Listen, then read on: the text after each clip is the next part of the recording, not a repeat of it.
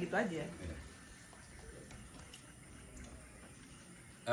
Ini udah malam nih ya. Selamat malam sahabat SD Bakri. Jadi kita lagi nyantai di Pondokan Sederhana Bapak Asril di Bengkayang. Nggak jauh kok dari Singkawang, itu cuma 25 km. Nah, Pak Asril ini juga salah satu planter senior di Indonesia. Jadi ini Pak, kita mau diskusi sedikit nih Pak. Boleh. Ini mau nanya nih Pak. Iya. Ini kan Bapak termasuk salah satu petani awal pengguna produk SD Bakri di Kalbar Pak. Iya, benar. Kok bisa Pak? Dari banyak pilihan lain, kenapa SD Bakri menjadi salah satu pilihan? Karena saya selalu improvisasi untuk benih yang saya budidayakan. Jadi dari bermacam-macam produk dari balai benih saya udah gunakan. Nah, secara tidak sengaja saya ada dapat informasi dari teman, saya searching di internet, saya lihat ada produk dari Bakri yang kerjasama dengan perusahaan Costa Rica. Itu namanya ASD Bakri.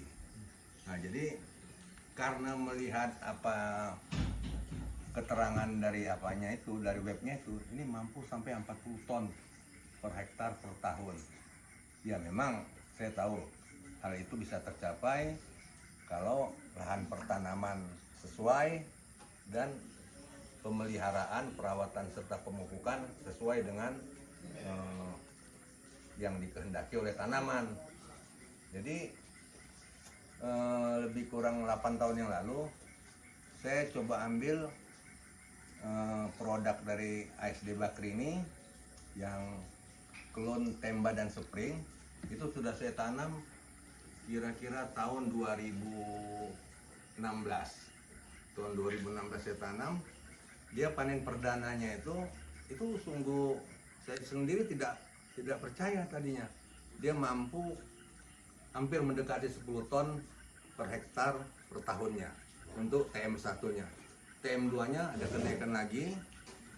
Dan yang saya baru dapat catatan khusus mengenai ASD Bakri ini, itu kemarin setelah anomali El Nino, saya kira pertanaman saya ini betul-betul drop produksinya.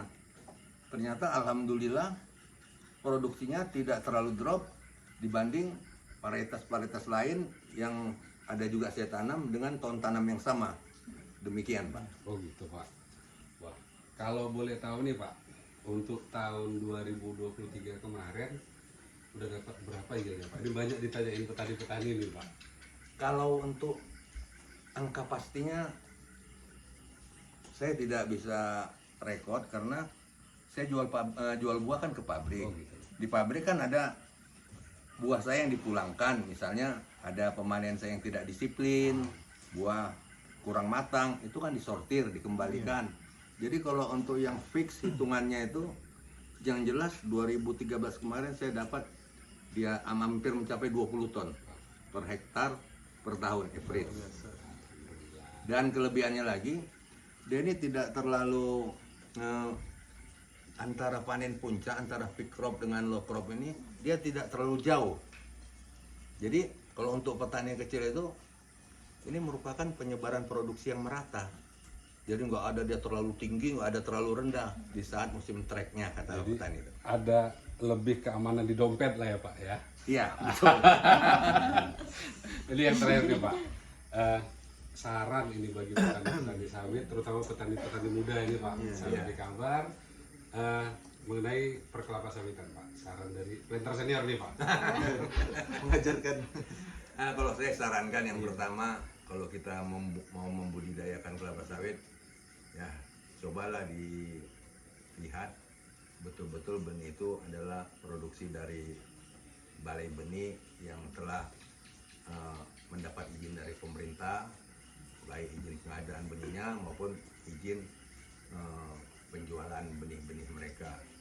Yang kedua ya tidak terlepas juga dari perawatan, terdiri dari pemupukan juga. Jangan nanti beli benih ini tapi perawatannya tidak maksimal, nanti produksinya tidak sesuai dengan yang dijanjikan produsen benihnya yang disalahkan. Nah, jadi perawatannya harus sesuai lah, udah pakai benih yang bagus, perawatannya sesuai dengan rekomendasi dari perusahaan penyalur benih tersebut. Siap, ya. Jadi untuk sahabat super team dari SD Bakri, jangan ragu lagi gunakan varietas dari SD Bakri. Sudah terbukti di seputaran Bengkayang dan Singkawang. Oke, sampai jumpa lagi.